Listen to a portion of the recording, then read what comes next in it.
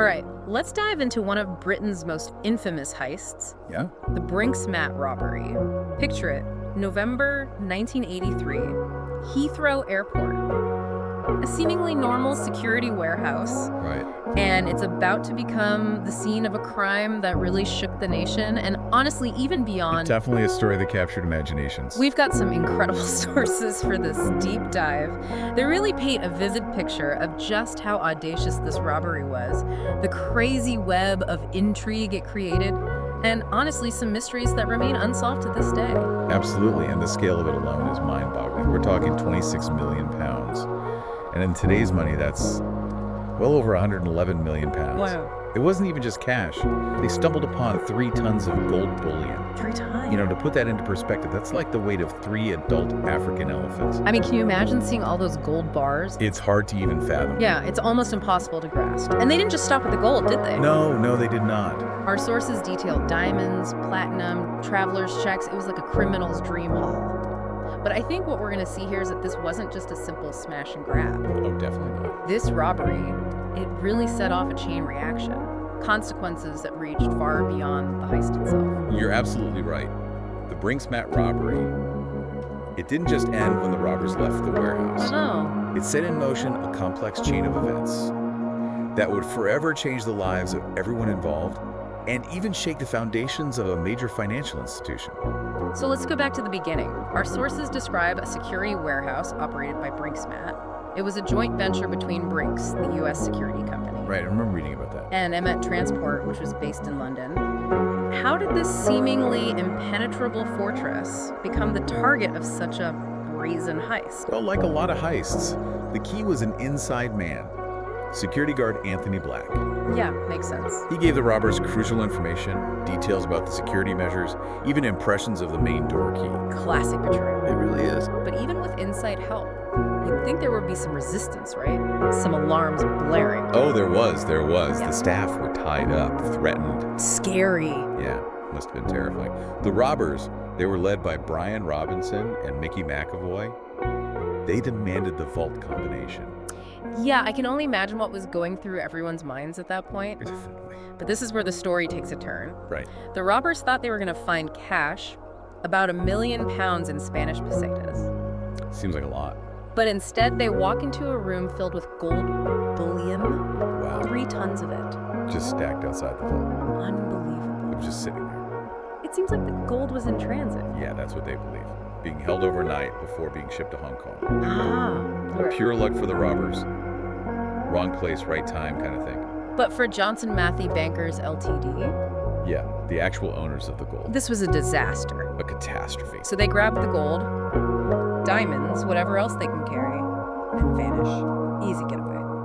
Not quite. The investigation was quick and intense. I bet. A tip-off about a suspicious furnace operating nearby led the police straight to Brian Robinson and Mickey McAvoy, 2 of the key figures in the robbery. So the trail of melted gold started to heat up, and that's where Kenneth Noy comes in, right? Right. He was brought in as the expert to handle all that stolen gold. The man with the plan. Our sources kind of refer to him as a criminal mastermind. That's putting it lightly, So Noy's task was to make the gold disappear. or at least make it untraceable. How do you even begin to do that? Well, he orchestrated the melting down of the gold, recasting it, and he mixed in copper coins to try and obscure its origin. That's incredible. It sounds so complex. This wasn't just about hiding the stolen goods, that wasn't. This was the start of something much bigger. Yes, exactly. This is where the story really grows beyond just the heist. Right. Noy's actions launched a huge, intricate money laundering operation with connections everywhere.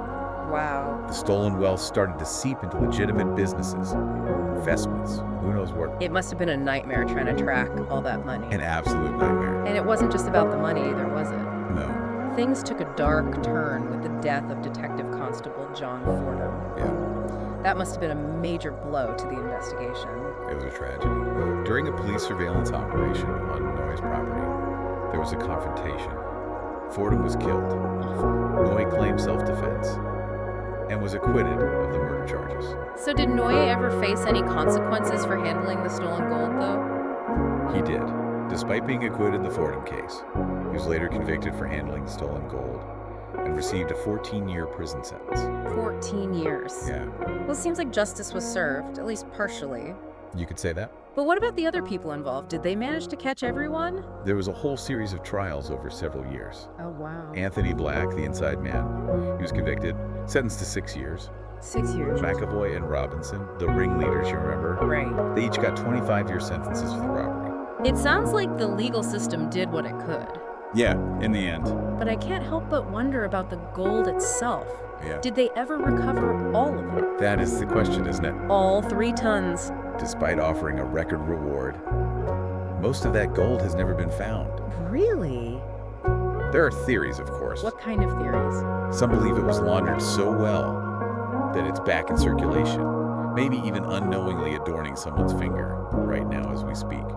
That's a chilling thought. It is, isn't it? To think that someone out there could be wearing a piece of history, a piece of this infamous heist. A tangible link to the crime. But there are other theories too, right? Of course. What else have people come up with? Some think the gold is still hidden, stashed away somewhere, Just waiting to be found. waiting to be unearthed. That adds another level of mystery to this whole thing. Oh, absolutely. But the consequences of this robbery, they went far beyond just the missing gold.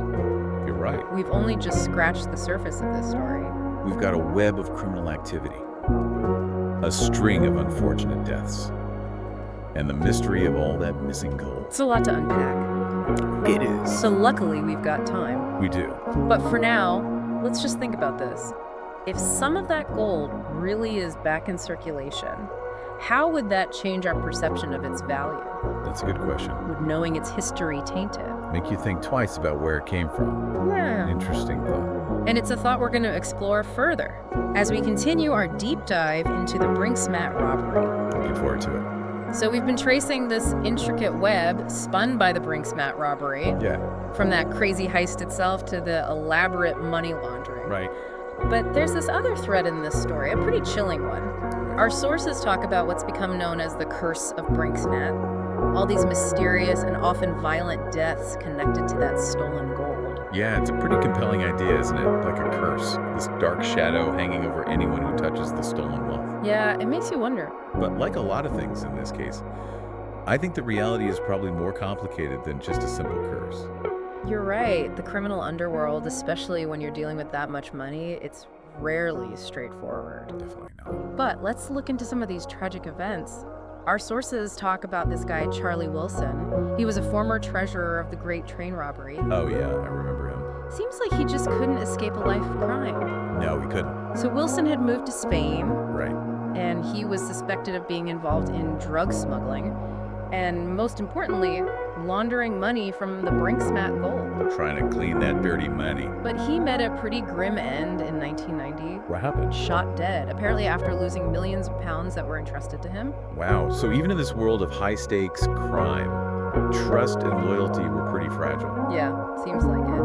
Wilson's death was just one of many, though. Oh yeah. Our sources also mention this guy, Nick Whiting, an associate of Kenneth Noy, and he had a particularly brutal ending. What happened to him? So in 1990, Whiting was found dead. He had been both shot and stabbed. Oh wow. It's still not clear exactly what happened, A real mystery. but it just shows the violence that was always simmering beneath the surface of this whole operation. A reminder that there were real consequences. Yeah, sometimes we get caught up in the allure of stolen gold and money laundering, It's a fascinating story. but the reality is that it was often brutal and unforgiving. Right. Real lives were lost. And the violence didn't end with Whiting. There's also the case of Donald Urquhart, another figure tied to laundering the money from the robbery. So what happened to him? Urquhart's death was brazen, almost theatrical. He was shot dead in broad daylight, No way. right on a busy London street in 1993. That's insane. It just highlights the audacity and ruthlessness that was everywhere in this world. Yeah, like something out of a movie. These lives, all tangled up in crime, money, and ultimately violence. Dangerous combination. And as we move through the 1990s, the body count sadly keeps rising. It's a tragic story. Our sources talk about Keith Headley. He was suspected of being involved in money laundering too. Okay. Headley's death was maybe the most dramatic of all. What happened? He was shot dead in 1996 while on his yacht in the Mediterranean Sea. Wow, that's something else. It shows the lifestyle some of these people were able to have with all that stolen money. Living the high life. But as we've seen, that lifestyle often came with a hefty price tag. Yeah, it's a dangerous game. A yacht in the Mediterranean might sound glamorous, but it couldn't protect Headley from the violence that seemed to follow the Brink's mat gold. A reminder that money can't buy everything. And the list keeps going. Who else was there? Solly Nahom, a Hatton Garden jeweler connected to the criminal underworld. Right? He was shot dead outside his home in 1998. Another tragic ending. And then you have the disappearance of his associate, Gilbert Winter, just a few months before. So it seems like rivalries and betrayals were just as much a part of this story as any so-called curse. Yeah, I think it's important to remember, as you said, the criminal world is rarely black and white. No, it's not. There are shades of gray, Okay. competing interests, motivations we may never fully understand. Right. It's all very complex. While that idea of a curse is definitely captivating, It's a good story. I think the reality is probably a lot more nuanced. Definitely. These deaths were awful, often brutal. It's true. But to say they were all because of a curse. I think that overlooks all the other things going on in this criminal network. Right. Greed, power struggles, betrayals. I think those all played a part in the violence that happened. And amidst all these tragic deaths, the trials were still going on. They were. Remember we were talking about Anthony Black, Mickey McAvoy, Brian Robinson, and of course Kenneth Noy, all facing justice. Right. What happened with them? Were there any other developments in those legal proceedings? Well, remember John Palmer? The jeweler and bullion dealer. Yeah, he was initially acquitted of melting down the gold. Well, years later, evidence came out in the Panama Papers, linking him directly to the Brink's mat operation. No way. It just goes to show you how far-reaching this case was. And how even years later, new information can still come to light. It's incredible. It's like this puzzle where pieces keep appearing, even decades after the original crime. A puzzle that never seems to end. And speaking of pieces appearing, let's talk about one of the most well-known figures connected to the Brink's mat gold. Yeah. John Goldfinger Palmer. Ah, yes, Palmer. He was a fascinating character. He was. That nickname Goldfinger just adds to the whole intrigue. It does. His life was full of drama and violence. Yeah, it sounds about right. He was known for being involved in all sorts of criminal activity. Right, a real mover and shaker in the underworld. And even though he was initially acquitted, Yeah. he was still a person of interest for those investigating Brink's mat. They kept an eye on him. His name kept popping up in connection with money laundering and other shady dealings. He just couldn't stay out of trouble. And tragically, like so many others connected to the Brink's mat gold, Palmer met a violent end. What happened? In 2015, he was shot dead. Wow, The details are still a bit murky. another mystery. It just adds another layer to the whole story of the Brink's mat robbery. It does. And I think his death really brought the Brink's mat saga back into the public eye. It was a big story. It makes you wonder, if there really is a curse, does it extend beyond just those involved in the heist itself? That's an interesting question. Could it affect those who came into contact with the gold later on?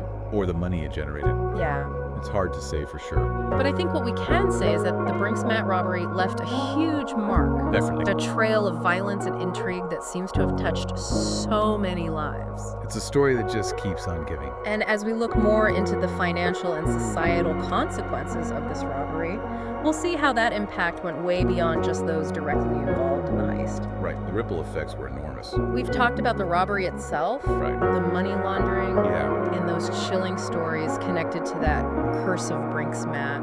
it's a wild story. But this story goes beyond just crime and intrigue. Our sources show how the Brink's mat robbery, it really sent shockwaves through the financial world, exposing all these vulnerabilities Yeah. and really having a lasting impact on institutions and practices. Oh, absolutely. It really forced the financial industry to take a hard look at itself, especially when it came to things like security and how they handled precious metals. Yeah, it makes sense. After a heist like that, everyone's scrambling to tighten security. For sure. So were there any major changes in the industry because of Brink's mat?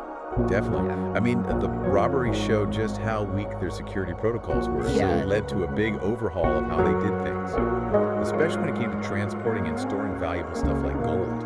They realized they had to up their game. Yeah, they couldn't let something like that happen again. It's amazing how one event can trigger such widespread change. But beyond those immediate security upgrades, there was a much bigger financial fallout. Oh, definitely. We've mentioned how Johnson Matthey Bankers Ltd., The owners of the they were hit hard. Yeah, they were a major player in the gold market. Yeah. And having 3 tons of their gold stolen, it was like a financial earthquake. I can't even imagine. They lost over $300 million US. Wow. A massive amount, even for a well-established company like them. So what happened? Well, on top of that, they had also made some risky investments, and there were even potential links to fraudulent businesses. Oh, wow. So less than a year after the robbery, they collapsed. It's a stark reminder that even these huge institutions, the ones that seem too big to fail, they can be brought down by a combination of criminal activity and bad decisions. Absolutely. Makes you wonder how much of that stolen gold played a part in their downfall. It's hard to say for sure. But the financial repercussions didn't stop there, right? No, they didn't. Our sources talk about Lloyd's of London. The insurance giant. They were left to deal with the mess. They were They had to pay out a record insurance claim. 26 million pounds. The full value of the stolen gold at the time. That was a huge amount, even for Lloyd's. It really shows you how far the impact of this robbery went. Reaching right into the heart of the insurance industry. It's incredible how one event, it affected security practices, brought down a major financial institution, and even impacted the insurance industry. What a story. It really is. The Brink's mat robbery. It wasn't just some small crime. No. It changed things. Yeah. And it's a story that people are still fascinated by. Absolutely. It's a story that, even after all these years, still makes you think. It does. It makes you question our ideas about security.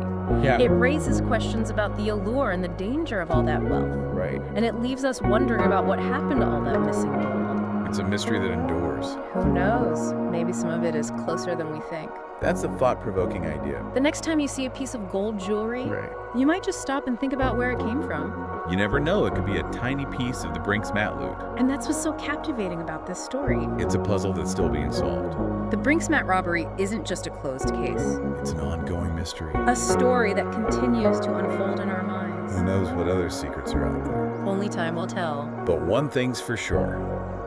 The Brink's mat robbery will always be remembered. It will. A reminder of how audacious those robbers were and how much this story still fascinates people. And with that, we come to the end of our deep dive into the Brink's mat robbery. A wild ride. We hope you've enjoyed it as much as we have. It's been a pleasure. Until next time, keep exploring, keep questioning, and keep diving deep into the stories that shape our world. I'll see you then.